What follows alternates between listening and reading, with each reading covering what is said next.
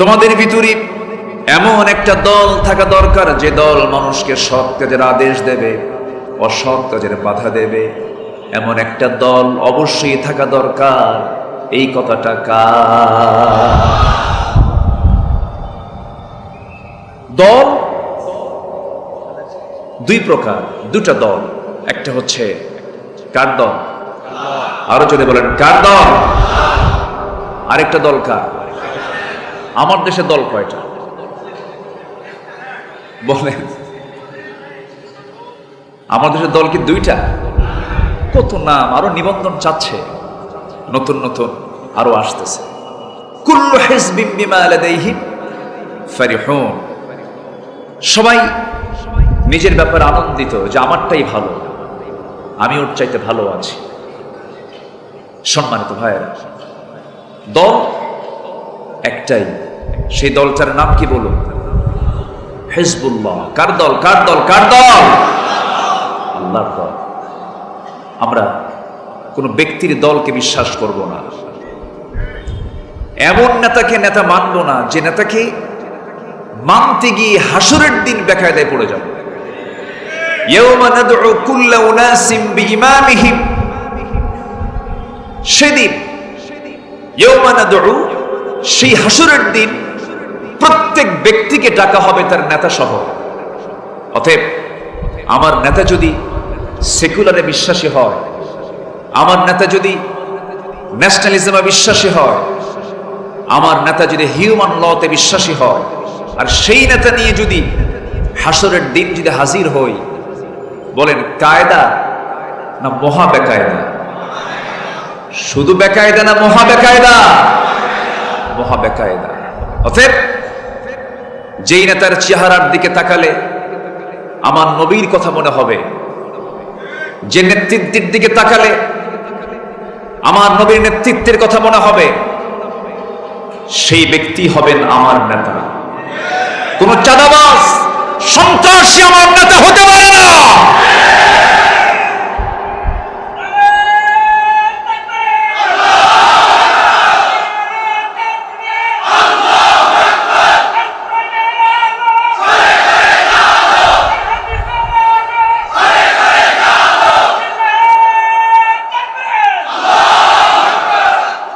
সম্মানিত ভাইয়েরা, সম্মানিত বন্ধুগণ,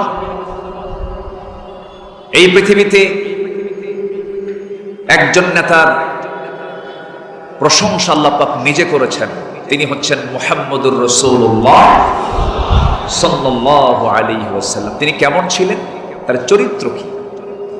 আল্লাহ নিজে বলছেন, মুহাম্মাদুর রাসূলুল্লাহি ওয়াল্লাযীনা মা'আহু আশিদ্দাউ আলাল কুফফারি রুহামাউ বাইনাহুম তারাহুম রুকআন সুজদান ইয়াবতাগুনা ফাদলান মিনাল্লাহি ওয়া রিদওয়ানা سيماهم في وجوههم من أثر السجود جربون الله أكبر।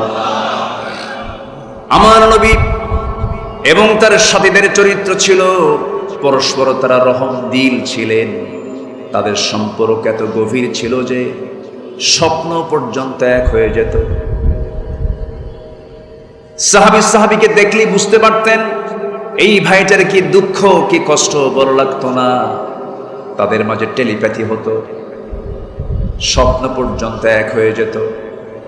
আলোচনায় যখন বসি আল্লামা সাইদ রাহিমাহুল্লাহর সেই কথাগুলো মনে পড়ে যায়। তার ঐতিহাসিক একটা আলোচনা আছে, তিনি বলেছেন, সেই ইতিহাসটা টেনেছেন। আমার নবীজি দুনিয়া থেকে বিদায় নিয়েছেন। বিদায়ের বেশ কিছু পরে সাইয়েদনা ওমর ফারুকের শাসন আমল চলছিল। সাইয়েদনা আলী রাদিয়াল্লাহু তাআলা আনহু রাতের বেলা বিছানায় ঘুমিয়ে পড়েছেন। স্বপ্নের মধ্যে দেখতে পেলেন আমার নবীজি নিজেই তার দরজায় এসে হাজির হয়েছেন। সালাম বিনিময় হলো স্বপ্নের ভিতরেই। সালাম দেওয়ার পরপরই রাসূল আমার নবীজি নিজে তার শিয়রে পাশে এসে বসলেন। বসে বলছেন, আলী বহুদিন যাবৎ দেখা হয় না, আজকে দেখার জন্য আসলাম তোমাকে, মুখটা ফাঁকা করো। মুখ ফাঁকা করলেন। অনেকগুলো খেজুর থেকে একটা খেজুর 3 আঙ্গুলে হাতের মধ্যে উঠায় নিয়ে বললেন, আলী মুখটা ফাঁকা করো। ফাঁকা করলেন, বিসমিল্লাহ বলে উঠায় দিলেন। মুখের মধ্যে তিনি খেয়ে দিচ্ছেন। অর্ধেক খেজুর খেয়েছেন। হঠাৎ করে তার ঘুম ভেঙ্গে গেল, স্বপ্ন ভেঙ্গে গেল। স্বপ্ন ভাঙ্গার সঙ্গে সঙ্গেই তিনি লক্ষ্য করলেন তার জিহ্বায় তাজা খেজুরের স্বাদ ফুটে উঠেছে। কারণ কোন বান্দা যখন স্বপ্নের ভিতরে রাসূলকে দেখতে পায়, এই স্বপ্ন কখনো মিথ্যা হতে পারে না। কারণ যে রাসূলকে দেখবে স্বপ্নে, সে সত্যি সত্যি 100% রাসূলকে দেখতে পায়। শয়তান তার সূরত ধারণ করতে পারে না।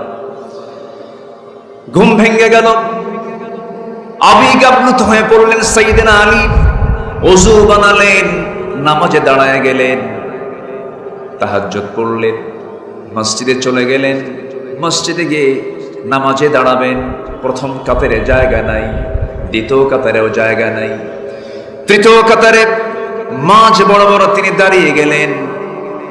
নামাজ পড়াচ্ছেন তিনি, শাসক যিনি, দেশের যিনি প্রধান, তিনি নামাজের ইমামতের দায়িত্ব পালন করছেন।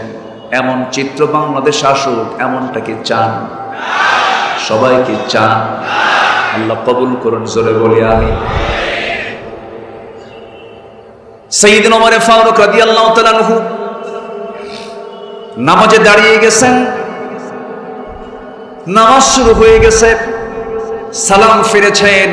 আল আযকারু বাদাস সালাহ, নামাজের পরে কিছু জিকির আজকার থাকে, সেই দিন তিনি এটাকে শর্ট করলেন।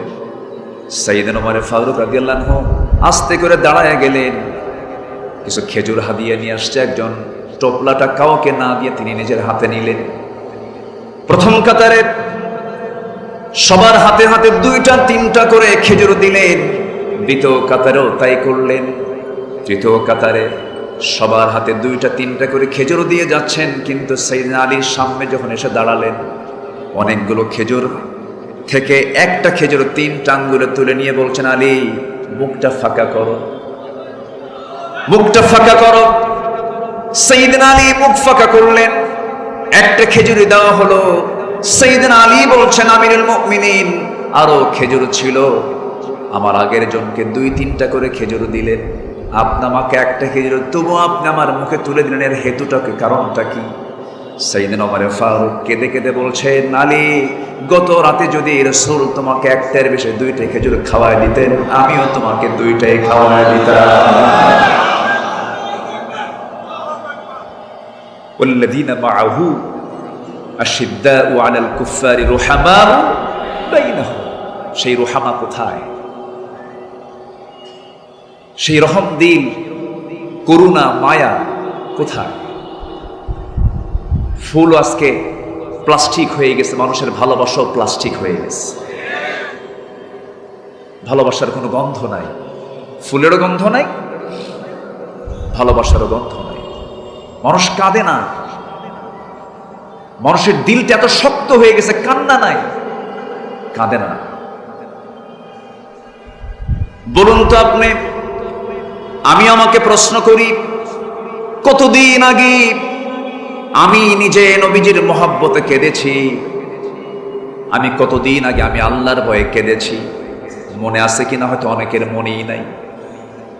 অথচ আমার নবীজির এমন কোন রাত নাই যে রাতে চোখের পানিতে যায় নামাজ ভিজত না, ডুকরে ডুকরে কাঁদতেন। সাহাবে কেরামের নামাজের ভিতরে কান্নার রোল পড়ে যেত, কি পরিমাণ তাদের কান্না চোখে ছিল।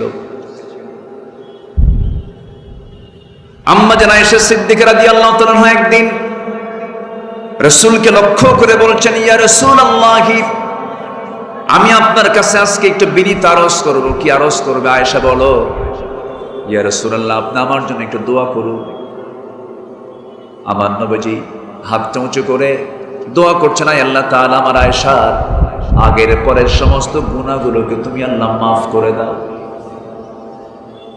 আমার নবীজি বলছেন, আয়েশা, যে দোয়াটা করলাম তুমি খুশি হয়েছো নাকি? তিনি আবেগ আপ্লুত হয়ে বলছেন, ইয়া রাসূলুল্লাহি, এত শ্রেষ্ঠ দোয়ার পরে কি কেউ অসন্তুষ্ট থাকে নাকি? আমি খুব খুশি হয়েছি। আমার রাসূল বলেন, আয়েশা রে, এই দোয়া শুধু আমি তোমার জন্য করি না, আমি প্রত্যেকটা দিন আমার উম্মতের জন্য এমন দোয়াই করে থাকি। আমার নবী, সেই নবীর জন্য আমরা কতদিন কাঁদলাম, কয়দিন আমরা তাকে স্মরণ করলাম। আমরা তার নামটা, তার দরুদটা আমরা কতদিন পড়লাম, দিল থেকে এটাকে আয়ত্ত করলাম, দিলে রপ্ত করলাম। সম্মানিত ভাইয়েরা, এই প্রশ্নগুলো নিজের নফসকে করার দরকার। একটু জোরে বলবেন, আছে না নাই? রাসূলকে ভালোবাসা ঈমানের দাবি, নবীর আনুগত্য এটি ঈমানের দাবি। এটা খুব কমন আয়াত, এই আয়াতটা সবার জানা দরকার। আমার বিশ্বাস এখানে সবাই জানেন। চট্টগ্রাম তো সচেতন মানুষ, আপনাদের ভাষার মধ্যে আরবি অনেক ঢুকে গেছে। বলি আলহামদুলিল্লাহ। যেরকম বলে ইন্দি বইও, ইন্দি মানে আমার কাছে, এই আরবি ঢুকে গেছে এর মধ্যে। আল্লাহ রাব্বুল আলামিন বলেন, যারা পারেন ঠোঁট মিলিয়ে বলুন, কুল ইন কুনতুম তুহিব্বুনাল্লাহা ফাত্তাবিউনি ইউহিব্বুকুমুল্লাহ ওয়া ইয়াগফির লাকুম যুনুবাকুম ওয়াল্লাহু গফুরুর রহিম। কি মুহাম্মদ से वफा तूने तो हम तेरे है, ये है जहां चीज है क्या लौह कलम तेरे है।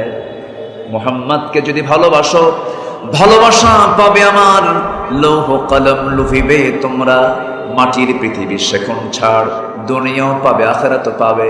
নিজের জীবনের চাইতে রাসূলকে বেশি মুহাব্বত করতে হবে। আল্লাহ কবুল করুন। জোরে বলি আমিন, আরো জোরে বলি আমিন। রাসূল সাল্লাল্লাহু আলাইহি সাল্লামের আদর্শে আখিরাতের পথ ও পাথেয়। এর এক নম্বর বিষয় হচ্ছে, এক নম্বর পয়েন্ট হচ্ছে তাওহীদের পথে দৃঢ়তা এবং একনিষ্ঠতা। কোন ক্রমেই নিজকে কুফরিতে, শিরকের দিকে ধাবিত করা যাবে না, বেদাতের দিকে ধাবিত করা যাবে না, জুলমের দিকে নিজেকে জড়ানো যাবে না। তাওহীদের পথে দৃঢ়চেতা হয়ে থাকতে হবে, একনিষ্ঠ হয়ে থাকতে হবে। আমার নবীজির শেষ জীবনে কিছু দাড়ি পাকতেছিল, সেই দাড়িগুলো ধরে ধরে আম্মা জান আয়েশা সিদ্দিকা বলছেন, ইয়া রাসূলুল্লাহ, আপনার দাড়ি তো পাকতেছে, আপনি তো বুড়ো হয়ে যাচ্ছেন। আমার নবীজি কাদা কাদা কণ্ঠে বলছেন, আয়েশা রে, আমি বুড়ো হয়ে যাচ্ছি, আমার চুলগুলো পেকে পেকে যাচ্ছে। আয়েশা একটা আয়াত আমাকে বুড়া বানায় দিয়েছে। সে আয়াতটা হলো, ফাস্তাকিম কামা উমিরতা ওয়া মান তাবা মাআক ওয়া লা তাতগাউ ইন্নাহু বিমা তা'মালুনা বাসীর। জোরে বলুন আল্লাহু আকবার। সূরা হুদ 112 নম্বর আয়াত। হে রাসূল, আপনাকে যে ব্যাপারে আদেশ করা হয়েছে আপনি তার উপর অটল থাকুন, অবিচল থাকুন। আয়েশা, এই আয়াতটা আমাকে বুড়া করে ছাড়িয়েছে। খুব পেরেশান থেকে আমি আয়াতটা যখন মনে করি। আমার বন্ধুগণ, ঈমান তো এনেছি আমরা, ঈমানটাকে টিকে রাখতে হবে। আল্লাহ রাব্বুল আলামিন সুন্দর করে বান্দাকে ঈমান টিকে রাখার জন্য সতর্ক করে জানিয়ে দিচ্ছেন। যারা পারেন ঠোঁট মিলিয়ে বলুন, ইন্নাল্লাযীনা ক্বালু রাব্বুনাল্লাহু সুম্মা ইসতাকামু তাতানাজ্জালু আলাইহিমুল মালায়েকা আল্লা তাখাফু ওয়া লা তাহজানু ওয়া আবশিরু বিল জান্নাতিল্লাতী কুনতুম তুআদুন। জোরে বলুন আল্লাহু আকবার। হামিম সিজদার ভিতরে আল্লাহ রাব্বুল আলামিন বলেন, যারা ঈমান এনেছে, যারা বলল রব আল্লাহ এবং এর উপরে টিকে থাকলো, তাদের জন্য এই জান্নাতের ওয়াদা করেছেন। তিনি আমার কে? আসতে বলবেন না, তিনি আমার কে? এই জন্য ঈমান এনেছি, ঈমানের পথে আমরা টিকে থাকবো। আল্লাহ রাব্বুল আলামিন বলেন, ألم تر كيف ضرب الله مثلا كلمة طيبة كشجرة طيبة أصلها ثابت وفرعها في السماء। কালিমা তাইয়্যিবা হলো মজবুত একটা বৃক্ষের সঙ্গে আল্লাহ পাক তুলনা করেছেন। খেজুর গাছ হাজারো ঝড় হাজারো সাইক্লোনে যেমন খেজুর গাছ এক পায়ে দাঁড়িয়ে থাকে, কারণ তার শেকড়টা খুব গভীরে গভীরে আল্লাহ রাব্বুল আলামিন খেজুর গাছটার শেকড়টা অনেক গভীরে রেখেছেন, ডালপালগুলো অনেক মজবুত করে দিয়েছেন। অন্যান্য ডালপালগুলো অন্যান্য গাছগুলো ঝরে যায়, উপড়ে যায়, খেজুর গাছ এক পায়ে দাঁড়িয়ে থাকে। ইমানদার যতই ঝড় ঝাপটা আসুক না কেন, কালিমার পতাকা নিয়ে শক্ত মজবুত অবস্থান নিয়ে, ইমানি চেতনায় সে শক্ত মজবুতি নিয়ে কালেমার পথে, হকের পথে টিকে থাকবে। বাতিলের কাছে মাথা নত ইমানদার কখনো করতে পারে না। আমরা সবাই ইতিহাস কম বেশি জানি। আমার নবীজির জীবনে 3.5 বছর বড় কষ্টের ছিল। মক্কে জিন্দেগির ঘটনা। সাইয়েদনা আমির হামজা রাদিয়াল্লাহু আনহু যখন ইসলাম কবুল করলেন, আবু জেহেলদের মাথা খারাপ হয়ে গেল। আবু জেহেল এসে বলল, আবু তালেব, তোমার ভাতিজাকে আমার হাতে তুলে দাও, এত বড় অপরাধ করে যাচ্ছে, তুমি কিছুই বলো না। আমির হামজা ইসলাম গ্রহণের পর আবু জেহেলদের মাথা খারাপ হয়ে গেছে। আবু তালেব যদিও কাফের ছিলেন, ভদ্র কাফের। কি কাফের? আমি আমার ভাষায় এটা বলি, ভদ্র কাফের। আমি এবং তাকে তিনি সম্বোধন করি। যদিও কাফের, সারা জীবন নবীর পক্ষে না বিপক্ষে পক্ষে কথা বলেছেন। মাঝে মাঝে রাসূল একটু ইঙ্গিত দিতেন, লা ইকরাহা ফিদ্দীন, দিনের ব্যাপারে তো কোনো জবরদস্তি নেই। মাঝে মাঝে বলতেন, চাচা ভাষা শিখেলেন আপনি, ব্যবসা শিখেলেন আপনি, বিয়ে করালেন আপনি, বিদেশ সফর শিখেলেন আপনি, আমি আপনার ঘরের মানুষ, সবাই তো ইসলাম কবুল করে, চাচা একটাবার কি কালিমা পড়া যায় না? আবু তালেব বলেন, মুহাম্মদ, আমি কি বুঝি না তুমি ভালো মানুষ, তুমি নবী, সন্দেহ নেই, লা শাক্কা ফীহ, তুমি আল্লাহর নবী। আমি আমার কলিজার টুকরা জাফর এবং আলীকে তো এই জন্যই তোমার হাতে তুলে দিয়েছি। আমি যদি পছন্দ না করতাম, আমি কি আমার 2টা ছেলেকে তোমার হাতে তুলে দিতাম? রাসূল বললেন, চাচা লাহা মা কাসাবাত ওয়া লাকুম মা কাসাবতুম, সে যা অর্জন করেছে তার, আর আপনি যা অর্জন করবেন আপনি আপনার। আপনার আমলনামা নিয়ে আপনাকে জান্নাতে যেতে হবে, কারো আমলনামা নিয়ে আপনি জান্নাত পাবেন না। হাসবুনা, তিনি বলেন আমার জন্য যথেষ্ট, আমার বাপ দাদা যা করে গেছে এটা আমার জন্য যথেষ্ট। বাপ দাদার টান ভুলতে পারে না এমন লোক এখনো আছে না নাই? বাপ দাদারা চোরের দল করছে, এও চোরের দল করে, আছে না নাই? শুধু চুরি না, বড় চুরি, শুধু পুকুর চুরি না, সাগর চুরি। একজন ব্যক্তি পৃথিবীর ইতিহাসে এমন নাই, একজন ব্যক্তির দ্বারা যে টাকা বাইরে পাচার হয়েছে এমন রেকর্ড বাংলাদেশ ছাড়া নাই। ইশারায় বলে দিলাম, বুঝে নেন। সব ব্যাংক খায় শেষ করছে, সবকিছু শেষ করে আজকে তারা দেশে নাই। আল্লাহ বলছেন, সম্পদ দিয়েছি আমি, কিন্তু আমার বরকত পেতে হলে, নিয়ামত পেতে হলে আমার জিকির থাকতে হবে। জিকির করবি না, দুনিয়াটা তোর জন্য আমি সংকীর্ণ করে দেব। সালমান এফ রহমান, জিন্দা পীর, ঠিক আছে না? লজ্জা শরম তো নাই। আল্লাহ ওদেরকে উলঙ্গ করেছেন, আলেমদেরকে বেইজ্জত করার চেষ্টা করেছেন, আল্লাহ ওদেরকে ন্যাংটা করে বিদায় করেছেন। টাকা পয়সা লাভ কি? ঘরে ঘরে তার ওষুধ কোম্পানির নাপা, প্যারাসিটামল, অনেকের নাম জানি না। কি খাও? নাপা খাও। এই বেক্সিমকো গ্রুপের মালিক, টাকার কি অভাব আছে? শীত হয়ে পড়ে আছে জেলখানায়। আল্লাহ বলছেন, ওমান আ'রাদা আন যিকরি فإن له معيشة ضنكا ونحشره يوم القيامة أعمى। আমার জিকির থেকে, আমার কিতাব থেকে যে ব্যক্তি গুটিয়ে রাখবে নিজেকে, আমি তার জন্য দুনিয়ার জীবনটা সংকীর্ণ করে দেব। কি সংকীর্ণ হয় নাই? এক বিচারপতি এত বড় বেয়াদব, উচ্ছৃঙ্খল, সিলেটের কানাইঘাট, আমি গত 21 তারিখে আমার প্রোগ্রাম ছিল, আমাদের সেলিমউদ্দিন ভাইয়ের এলাকা, মাহফিল করতে গেছে। এক ঝাঁক যুবক এসে বলতেছে, হুজুর ওই বিচারপতির বিসি আমরা আউট করছিলাম। সম্মানিত ভাইয়েরা, ক্ষমতার অহংকার দেখাতে নেই, অহংকার দেখাবেন তিনি আমার কে। আসতে বলবেন না কে। প্রায় প্রায় আমাদের কানে আসতো, বলতেন এমন কোন শক্তি নেই আওয়ামী শক্তিকে কেউ পরাজিত করতে পারে। আমরা আগের যুগে শুনেছি আইয়ামে জাহেলিয়াত, আর আমরা 16 বছর পার করেছি আওয়ামী জাহেলিয়া। মিল আছে কিন্তু আইয়াম আর আওয়াম, দেখছেন কি মিল? দেখেন, আমি কি আলোচনা চালাবো, কথা বলবো? জোরে বলি ইনশাআল্লাহ।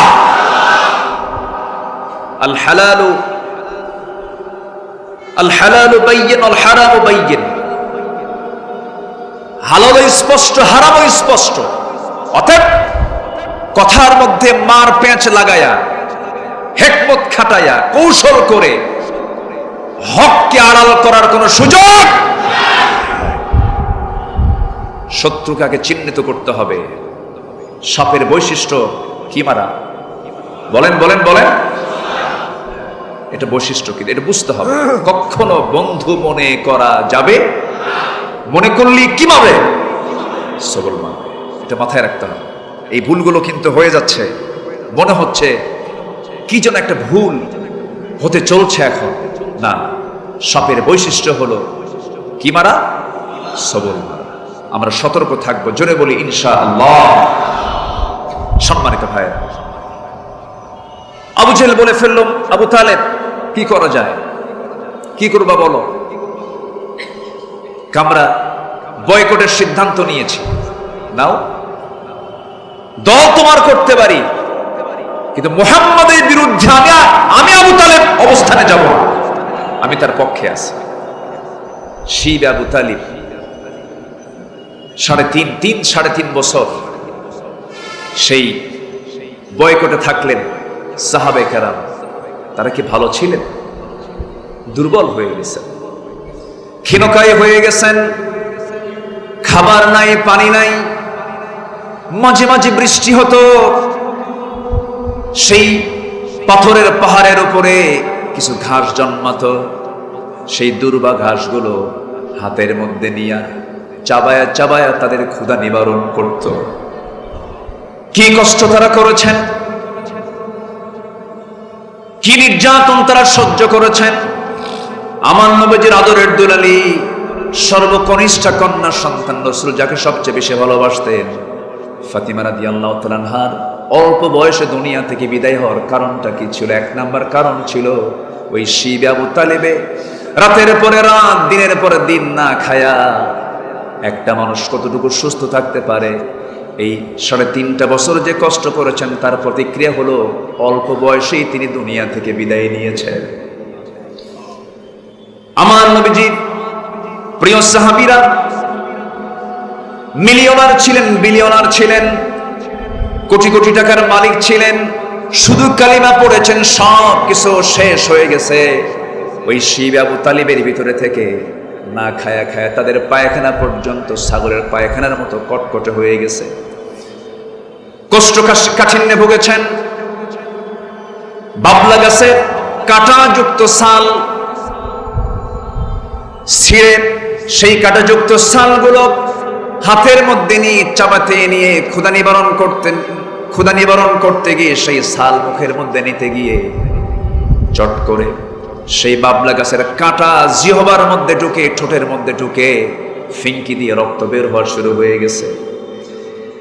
এই যশোহ যন্ত্রণা, এই যশোহ কষ্ট, সব যন্ত্রণা, সব কষ্ট স্বীকার করে নিয়েছেন। একমাত্র কারণ হলো আমরা আমাদের রব বলেছে আল্লাহকে, এর উপর আমাকে যেমন করি হোক টিকে থাকতে হবে, তাওহীদের পথে অবিচল থাকতে হবে, দৃঢ়তা নিয়ে থাকতে হবে, একনিষ্ঠতা নিয়ে থাকতে হবে। এটা হচ্ছে 1 নাম্বার দিক। সম্মানিত ভাইরা, নাম্বার 2 হলো আখলাকের পরিপূর্ণতা খুঁজবো একজন ব্যক্তির মধ্যে, তিনি হচ্ছেন মুহাম্মদ সাল্লাল্লাহু আলাইহি ওয়াসাল্লাম। যদি আয়াতটা আগে পড়েছি, আবার বলছি, নুন ওয়াল কলামি ওয়া মা ইয়াসতুরুনা মা আনতা বিনি'মাতি রাব্বিকা বিমাজনুন ওয়া ইন্না লাকা লাআজরান গায়রা মামনুন ওয়া ইন্নাকা লাআলা খুলুকিন আযীম। জোরে বলুন আল্লাহু আকবার। আমার বন্ধুগণ, কবি বলেন তিনি ছিলেন যেন সেই মুষলধারা বৃষ্টি, ঝরে পড়ে ধরা মাঝে এক মহাবিস্ময় সৃষ্টি, তার বিন্দু অঞ্জলি সকল এক অপার মহাতৃপ্তি, জীবন মরু সিক্ত করে প্রশান্তি ধারার মহাদীপ্তি। আমার নবী কোন চরিত্রের দিকে যাও যুবকরা, যে নেতা তোমাকে নারী তুলে দেয়? কোন নেতার পেছনে দৌড়াও যে নেতা তোমার হাতে ইয়াবা তুলে দেয়? কোন নেতার পেছনে দৌড়াও যে নেতা তোমার হাতে অস্ত্র তুলে দেয়? সেই সমস্ত নেতৃত্বের মুখে আমরা জুতা মারি, থুতু মারি। সম্মানিত ভাইয়েরা, বিশেষ করে যুব সমাজকে বলবো, তোমার চরিত্র যদি তুমি ঠিক রাখতে পারো, তোমার জান্নাত ঠিক থেকে যাবে। আজকে চরিত্রের মধ্যে ক্যান্সার ঢুকেছে। কি ঢুকেছে? যেরকম চরিত্রের ক্যান্সার হচ্ছে একটা মহামারী আকার ধারণ করেছে পরকীয়া। পরকীয়াটা আজকের সমাজে বিগত সকল সময়ের চাইতে কম না বেশি? শুধু বেশি না, অনেক বেশি। কার বউ নিয়ে কে শুয়ে থাকে চট্টগ্রামের আবাসিক হোটেলগুলো তালাশ করে খুঁজে পাওয়া যাবে। নোংরামিগুলো চূড়ান্ত মাত্রা।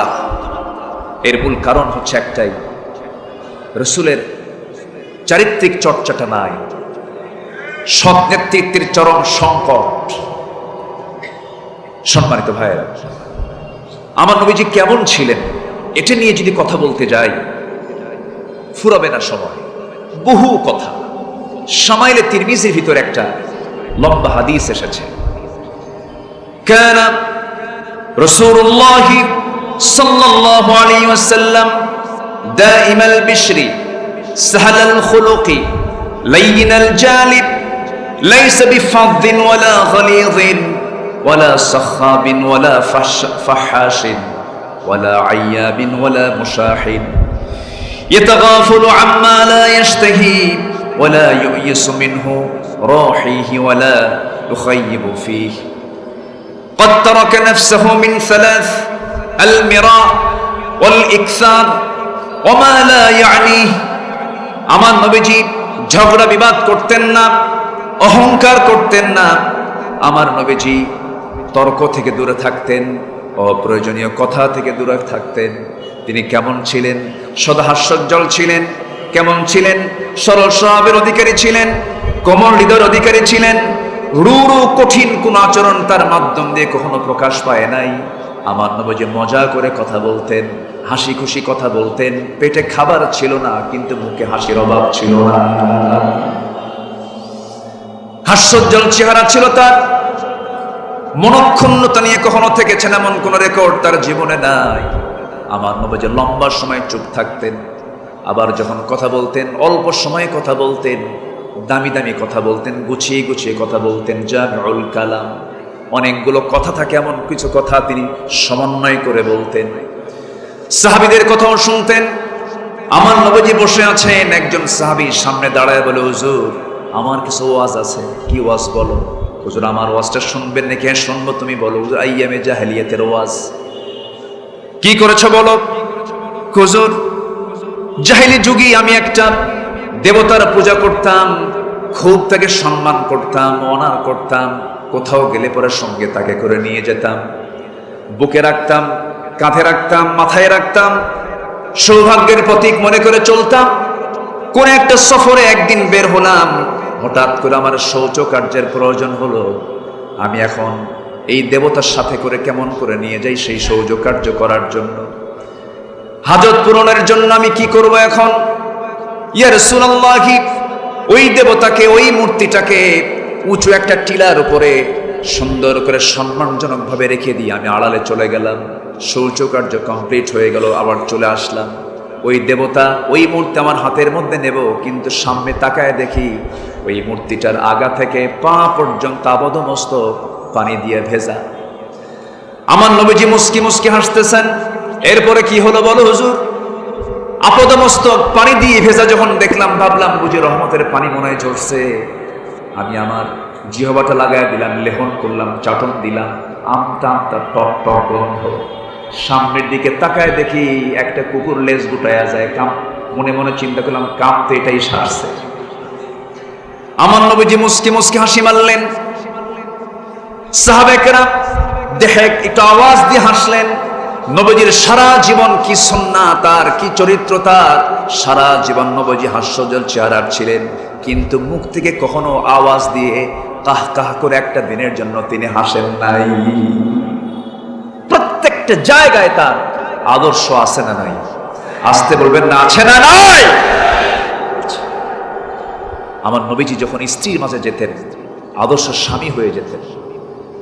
4 স্ত্রী আমার নবীর সামনে এসে একদিন বলছেন, ইয়া রাসূলুল্লাহ, সত্যি করে বলুন তো, আপনি আমাদের 4 জনের মধ্যে আপনি কাকে সবচেয়ে বেশি ভালোবাসেন? বলুন তো, প্রশ্নটা কি সহজ না জটিল? শুধু জটিল না, বড় জটিল, বড় জটিল। এই প্রশ্ন যখন করেছে, আমার নবীজি বললেন, এই প্রশ্নের জবাব আমি আজকে দেব না, আগামীকালকে দেব, যাও। পাঠায় দিলেন। পাঠায় দেওয়ার পর আমার নবীজি রাতের বেলা অন্ধকারে 8টা খেজুর নিলেন। কয়টা? 8টা খেজুর। 2টা করে খেজুর তিনি প্যাকেট করলেন। আম্মা জান আয়েশা সিদ্দিকা রাদিয়াল্লাহু আনহা ঘরের মধ্যে ঢুকলেন, 2টা খেজুর হাতের মধ্যে দিয়ে বলছেন, আয়েশা, আমি তোমাকে দারুণ মোহাব্বত করি, দারুণ ভালোবাসি। আমি তোমাকে এই লুকায়া 2টা খেজুর দিয়ে গেলাম। এই 2টা খেজুর যে আমি তোমাকে দিয়েছি, এই তথ্য যেন আমার বাকি স্ত্রীদের কানে না আসে। দ্বিতীয় স্ত্রীর ঘরে গিয়ে একই কাজ করলেন। তৃতীয় স্ত্রীর ঘরে গিয়ে 2টা খেজুর দিয়ে একই কথা বললেন। চতুর্থ স্ত্রীর ঘরে গিয়ে একই কথা বললেন। আবার তিনি ফেরত চলে এলেন। পরের দিন সকালবেলা বুক ভর আসামি আর 4 জন নবীর সামনে হাজির হয়ে বলছেন, ইয়া রাসূলুল্লাহ, আপনি জানাতে চেয়েছেন আপনি সবচেয়ে বেশি কাকে বেশি ভালোবাসেন। আমার নবীজি মুস্কি হাসি মেরে বললেন, গত রাত্রিতে আমি যাকে লুকায়া 2টা খেজুর দিয়ে আসছি, আমি তারই বেশি ভালোবাসি। যা, সুবহানাল্লাহ বলুন। কি ব্যক্তিত্ব আল্লাহ পাক তাকে দান করেছিলেন, জোরে বলে সুবহানাল্লাহ। শখসিয়ত, একটা ইমানদারের জীবনের সবচেয়ে বড় গুণগত দিক হলো পার্সোনালিটি, ব্যক্তিত্ব সম্পূর্ণ হওয়া। ব্যক্তিত্বহীন কখনো ইমানদারের গুণ হতে পারে না। সম্মানিত ভাই, অনেক কথা রাসূলুল্লাহর আদর্শে আখিরাতের পথ ও পাথেয়।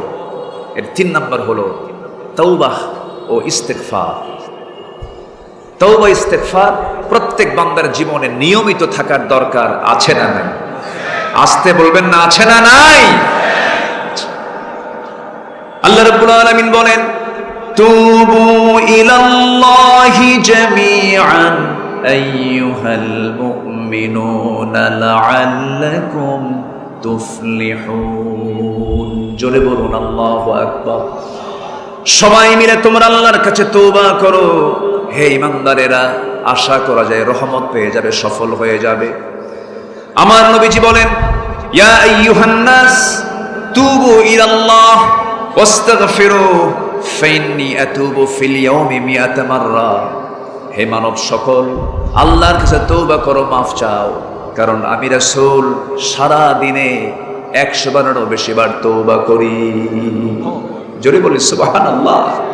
সম্মানিত ভাইরা, তাহলে তওবা ইস্তেগফার এটা যদি বান্দার মধ্যে থাকে, আল্লাহ পাক সেই বান্দার উপরে বেজার না খুশি? শুধু খুশি না মহা খুশি? মহা খুশি। যদি আপনি আল্লাহর কাছে মাফ চান, আল্লাহ বেশি খুশি হন। গুনাহ হবে বান্দার, মাফ করবেন কে? লাউ লাম তুযনিবু লাযাহাবা আল্লাহু বিকুম ওয়া লাজাআ বিকওমিন হাত্তা ইউযনিবুন। ও বান্দা, তুমি যদি গুনাহ না করো, এই দুনিয়া থেকে তোমাদেরকে মিটায়া দিয়া, বের করে দিয়া এমন কিছু বান্দা দুনিয়াতে পাঠাবো যারা গুনাহ করবে আর চোখের পানি ফেলে ফেলে কাঁদবে, আমার কাছে মাফ চাবে, তওবা করবে, ইস্তেগফার করবে, আমি তাকে মাফ করে দেব। এজন্য গুনাহ আমার যোগ্যতা, ইচ্ছাকৃত কোনো গুনাহ করা যাবে না। ফেরেশতার দাম বেশি না মানুষের দাম বেশি? কেন? ফেরেশতার গুনাহ করার যোগ্যতা নাই, এজন্য গুনাহ তার দ্বারা হয় না। মানুষের গুনাহ করার যোগ্যতা আছে, কিন্তু বান্দা আল্লাহর ভয়ে গুনাহ করে না, এই জন্য ফেরেশতার চাইতে মানুষের দাম বেশি। জোরে বলি সুবহানাল্লাহ। সম্মানিত ভাইরা, আল্লাহ রাব্বুল আলামিন বান্দাকে কত বেশি ভালোবাসেন। ওমান তাকাররাবা ইলাইয়া শিবরান তাকাররাবতু ইলাইহি যিরাআন ওমান তাকাররাবা ইলাইয়া যিরাআন তাকাররাবতু ইলাইহি বাআন। যখন কোন বান্দা আল্লাহর দিকে এক হাত আগায়, আল্লাহ তার দিকে 10 হাত আগান। হেঁটে হেঁটে আসে, আল্লাহ তার দিকে দৌড়ায় দৌড়ায় যান। জোরে বলি সুবহানাল্লাহ। নাম্বার 4, আল্লাহর সামনে দাঁড়ানোর ভয়। আমরা কি দাঁড়াবো না একদিন? কার সামনে? আসতে বলবেন না, কার সামনে? আল্লাহর সামনে। আল্লাহর সামনে দাঁড়াবো একদিন আমরা। আল্লাহর সামনে যে দাঁড়ানোর ভয়, এই ভয়টা যার মধ্যে থাকে, যার মধ্যে এটা লালন হয়, বদ্ধমূল হয়, সে একমাত্র সকল ইবাদতের প্রকৃত স্বাদ মজা পায়। আল্লাহর সামনে দাঁড়ানোর একটা ভয় সর্বক্ষণিক প্রত্যেকটা ইমানদার হৃদয়ে থাকার দরকার, আছে না? আর এই ভয়টা যদি বান্দার মধ্যে লালন হয়, সেই বান্দা হারামকে বর্জন করতে পারবে, পবিত্র জীবন গঠন করতে পারবে। এবং ওই বান্দার ঠিকানা কি হবে? খুব কমন আয়াত, সূরা নাজিয়াতের 40 এবং 41 নম্বর আয়াতে মহান রব্বুল আলামিন বলেন, ওয়া আম্মা মান খাফা মাকামা রাব্বিহি ওয়া নাহান নাফসা আনিল হাওয়া ফাইন্নাল জান্নাতা হিয়াল মাওয়া। জোরে বলুন আল্লাহু আকবার। সাইয়েদনা ওমর ফারুক রাদিয়াল্লাহু তাআলা আনহুর নিকট দুধ হাদিয়া আসলো। এক গরিব একজন সাহাবী এসে বলছেন, আমিরুল মুমিনিন, আমি আপনার জন্য দুধটাকে সুন্দর করে প্রসেস করে রান্না করে সেমাই বানায় নিয়ে আসছি, আমি আপনাকে খাওয়াতে চাই।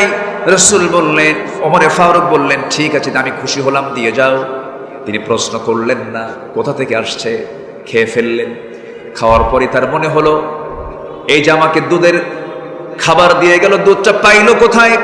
প্রশ্ন করে বলছেন, ও আমার প্রিয় ভাই, এই দুধটা তুমি পাইছো কোথায়? তুমি তো গরিব মানুষ। তিনি বলছেন, বাইতুল মাল থেকে পেয়েছি। আপনার তো খাওয়া জায়েজ, কারণ আমি পেয়েছি, আমার পাওয়ার পর আমি তো মালিক হয়েছি, আমি আপনাকে খাইতে দিছি, আপনার তো দোষ। সাইয়েদনা ওমর ফারুক রাদিয়াল্লাহু তাআলা আনহু সঙ্গে সঙ্গে করলেন কি? আড়ালে চলে গেলেন, মুখের মধ্যে নখ ঢুকালেন, উপর্যুপুরি পানি পান করলেন, ভিতর থেকে সমস্ত সেই খাবারগুলো ফেলে দিয়া বলছেন, আল্লাহ তাআলা, আমার যদি এই মুহূর্তে মৃত্যু হয়ে যায়, তোমার সামনে দাঁড়াবো, তুমি যখন আমাকে প্রশ্ন করবে এই খাবারটা তুমি খাইছো, জিজ্ঞেস করছো নাকি, তোমার ভয়ে খাবার আমি সব ফেলে দিলাম। জোরে কোন সুবহানাল্লাহ। কার ভয়? আসতে বলবেন না, কার ভয়? আল্লাহর ভয়। এটা থাকতে হবে। নাম্বার 5 হচ্ছে আমানতদারিতা। আমার নবীজি যত ভাষণ তিনি দিয়েছেন, প্রত্যেকটা ভাষণে আমার নবীজি একটা বিষয় নিয়ে তিনি কথা বলা ছাড়তেন না, তিনি বলতেন। আনাস বিন মালিক রাদিয়াল্লাহু আনহু তিনি বলেন যে প্রত্যেকটা খুতবায় তিনি কমই বাদ দিয়েছেন যে বিষয়টা, সেটা হলো আমানতদারিতার ব্যাপারে তিনি কথা কখনো তার আলোচনা থেকে বাদ রাখেন।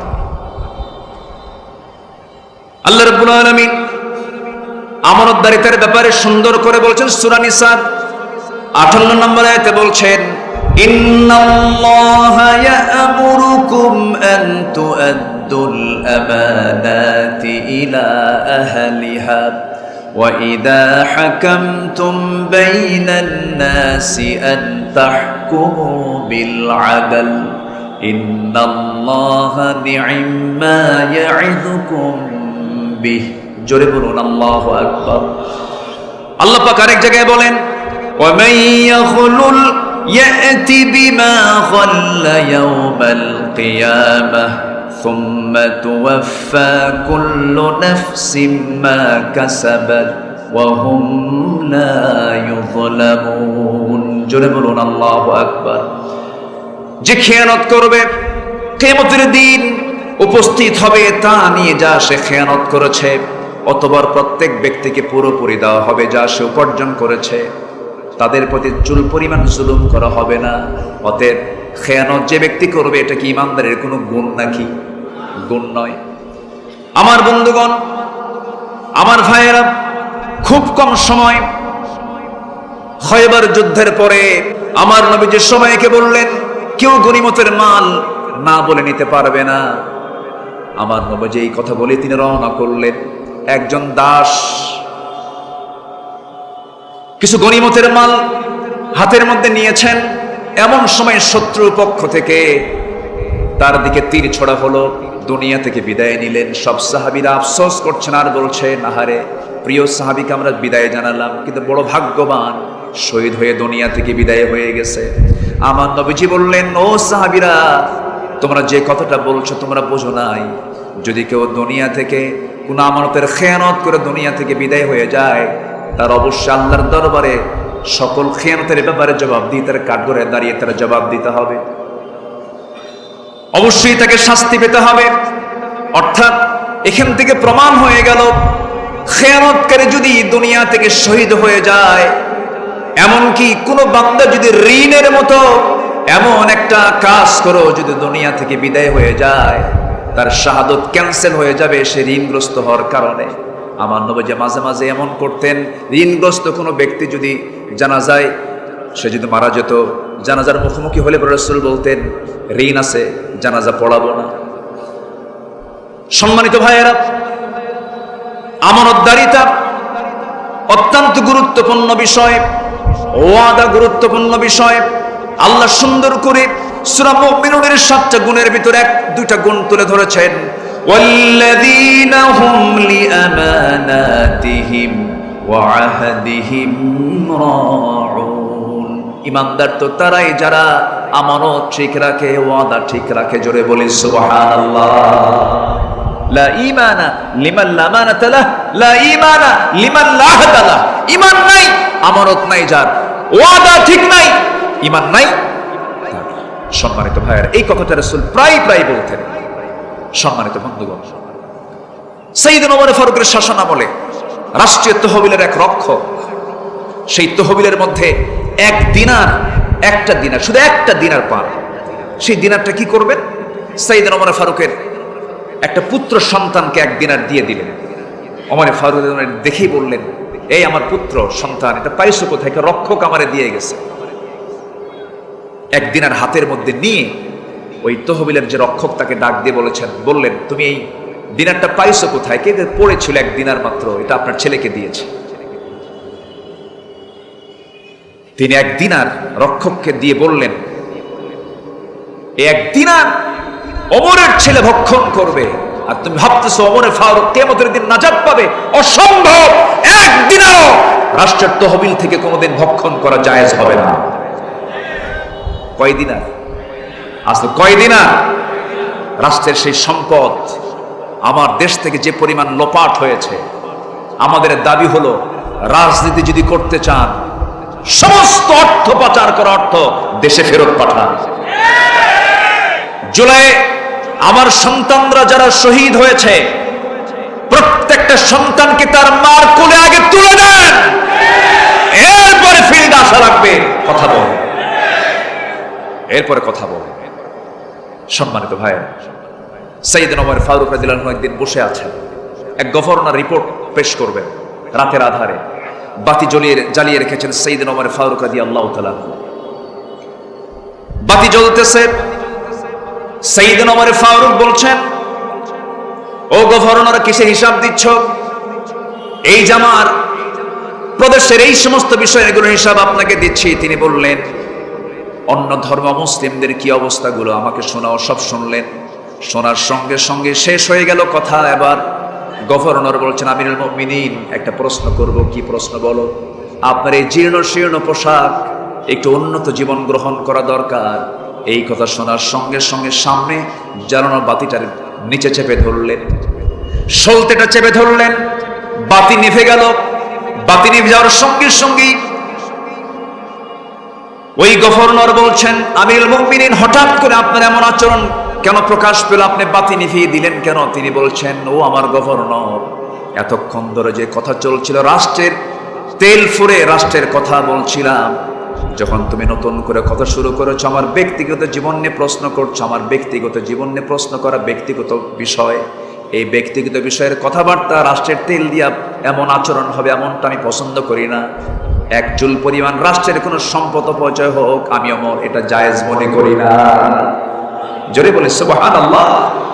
এটাই হচ্ছে আমানতদারিতা। সম্মানিত ভাইয়েরা, সময় তো অল্প, আমি একটু বেয়াদবি করে ফেলেছি। মনে হয় কাটায় কাটায় আমার সময় শেষ। আমি শেষ করে দিচ্ছি, শুধু আক্ষরিকভাবে, শাব্দিকভাবে পয়েন্টগুলো আমি শেষ করে দিচ্ছি। নাম্বার 6 হলো পরিবারকে জান্নাতের দিকে পরিচালিত করা। আমার নবীজি পরিবারের জন্য খুব পেরেশান থাকতেন। রমজান যখন আসতো, كان رسول الله صلى الله عليه وسلم إذا دخل العشر أحيا الليل وأيقظ أهله وجد وشد الميزان। আমার নবীজি রাত্রেবেলা শুধু নিজে জাগতেন না, শেষ দশক যখন পেতেন, ও আহলাহু, তারা হালকে ডাকতেন, সবাইকে নিয়ে একদম কোমরে গামছা বেঁধে রাত জেগে জেগে ইবাদত করতেন। নিজে না, পরিবার সহ? পরিবার সহ। কু আনফুসাকুম ওয়া আহলিকুম নারা। আমার নবীজির এটি ছিল আদর্শ। সম্মানিত ভাইয়েরা, নাম্বার 7, বান্দার হক। বান্দার হককে কখনো নষ্ট করা যাবে না। অনেক লম্বা লম্বা কথা ছিল, আমি তো পারছি না, সময় অল্প। সম্মানিত ভাইয়েরা, এরপর নাম্বার 8 হচ্ছে পার্থিব জীবনের উপরে আখিরাতকে প্রাধান্য দেওয়া। দুনিয়া তো পার হবে একদিন, আখিরাত কি ফুরাবে? আখিরাত কি শেষ হবে? শেষ হবে না। আখিরাত শুরু আছে, শেষ নেই।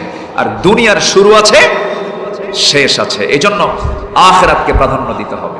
আল্লামা ইকবাল সুন্দর করে একটা শ্লোকে, একটা লাইনে বলেছেন, হর কোই মস্ত নায়ে ज़ौक़ तानसानी, हर कोई मस्त नाए ज़ौक़ तानसानी है, तुम मुसलमान हो ये अंदाज़ मुसलमानी है। প্রত্যেকে তোমাদের আজি বিলাসী মদে মতোয়ারা, তোমরা কি হে মুসলমান, আর এই কি তোমাদের মুসলমানের ধারা। তোমাদের যে চরিত্র, সাহাবে কেরামদের চরিত্রের মধ্যে বিশাল ফারাক, এমন থাকা যাবে না। এই দুনিয়াকে প্রাধান্য না দিয়ে প্রাধান্য দেব আমরা দুনিয়া না আখিরাত। দুনিয়া না আখিরাত। ওয়ালাল আখিরাতু খায়রুল লাকা মিনাল উলা। নাম্বার 9 এবং 10 একসঙ্গে বলছি। আমি 2 মিনিট ক্রস করেছি, সীমা অতিক্রম করে ফেলেছি, আমার আদবের খেলাফ হয়ে যাচ্ছে। নাম্বার 9 এবং 10 একসাথে, সেই আয়াতটা, যে আয়াতটা হলো সূরা তাওবার 24 নম্বর আয়াত। আল্লাহ রাব্বুল আলামিন এখানে 8টা জিনিসের চাইতে বেশি প্রিয়, বেশি মহব্বত করতে বলেছেন আল্লাহ এবং তার রাসূলকে এবং জিহাদকে। জীবনের সকল কিছুর ঊর্ধ্বে আল্লাহ তার রাসূলকে প্রিয় হিসেবে গ্রহণ করতে হবে এবং জিহাদ ফি সাবিলিল্লাহকে বেশি প্রিয় মনে করতে হবে। কার কথা? আসতে বলবেন না, কার কথা? আল্লাহ রাব্বুল আলামিন বলেন, قل إن كان آباؤكم وأبناؤكم وإخوانكم وأزواجكم وعشيرتكم وأموال اقترفتموها وتجارة تخشون كسادها ومساكن ترضونها أحب إليكم من الله ورسوله وجهاد في سبيله فتربصوا حتى يأتي الله بأمره والله لا يهدي القوم الفاسقين। জোরে বলুন আল্লাহু আকবার। আরো জোরে বলুন আল্লাহু আকবার। সকল কিছুর চাইতে আল্লাহ এবং রসুলকে প্রাধান্য দিতে হবে, রসুলকে মোহাব্বত করতে হবে, আল্লাহকে মোহাব্বত করতে হবে। কারণ ইমানদার তো তারাই, ওয়াল্লাযীনা আমানু আশাদ্দু হুব্বাল লিল্লাহ। হাবিব বিন যায়েদ রাদিয়াল্লাহু আনহু মুসাইলামাতুল কাযযাবের কাছে গ্রেফতার হয়ে গেলেন।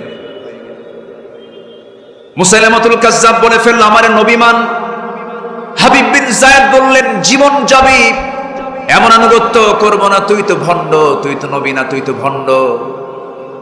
ইতিহাস লিখছে তার একটা করে অঙ্গহানি করা হচ্ছে, একটা করে হাত কাটা হয়, একটা করে অঙ্গহানি করা হয়, আর তার মুখ থেকে বের হয় লা ইলাহা, আরো জোরে লা ইলাহা,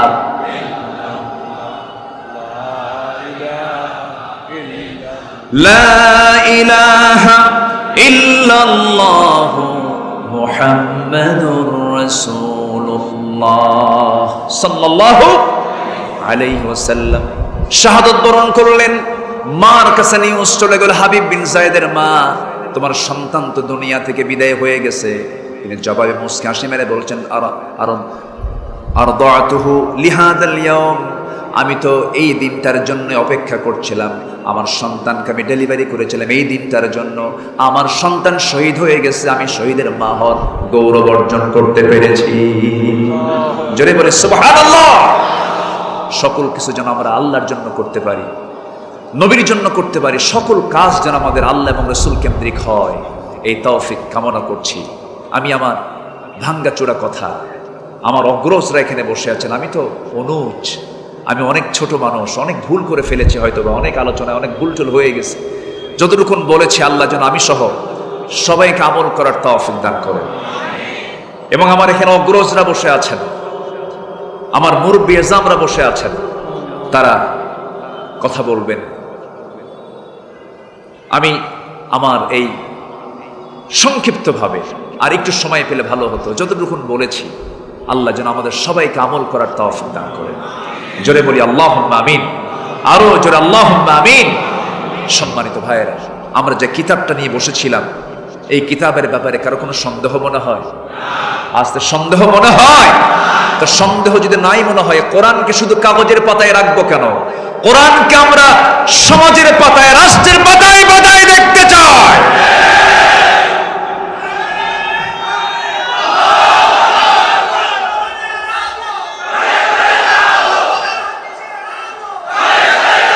সম্মানিত ভাইয়েরা, সম্মানিত বন্ধুগণ, আমরা শুনেছি মুরব্বীদের কাছ থেকে, আইয়ুব করেছে শাসন, মুজিব দিয়েছে ভাষণ, এরশাদকে কি বলে, জিয়া কেটেছেন খাল, এরশাদের তাল বেতাল, সব দেখা শেষ। আগামীর দেশ হলো কোরআন সুন্নাহর দেশ। রাজি আছেন কারা কারা? হাত উঁচু করে দেখান মুসলমান।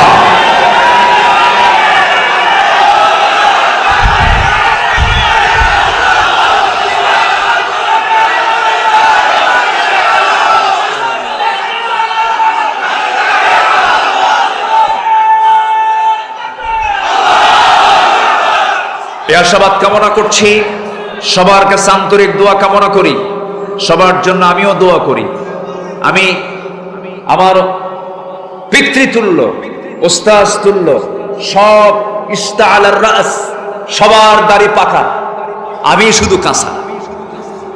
আমি নিজেকে এখানে খুব যোগ্য সম্পন্ন কিছুই মনে করছি না, আমার কিচ্ছু নাই। লা ইলমা লানা ইল্লা মা আল্লামতানা। আমি নগণ্য গোলাম, কিছু কথা বলেছি তাদের সামনে বসে রেখে। আমি তো কিছুক্ষণ আমার হাত পা কাঁপতেছিল, বুঝলেন? এরপরে ঠিকঠাক হয়ে গেছে যে এই মুরব্বীদের পাশে বসে আমি কেমনে কথা করি। আল্লাহ তাআলা যে কথাগুলো বলালেন, আল্লাহ আমি সহ সবাইকে আমল করার তৌফিক দান করুন।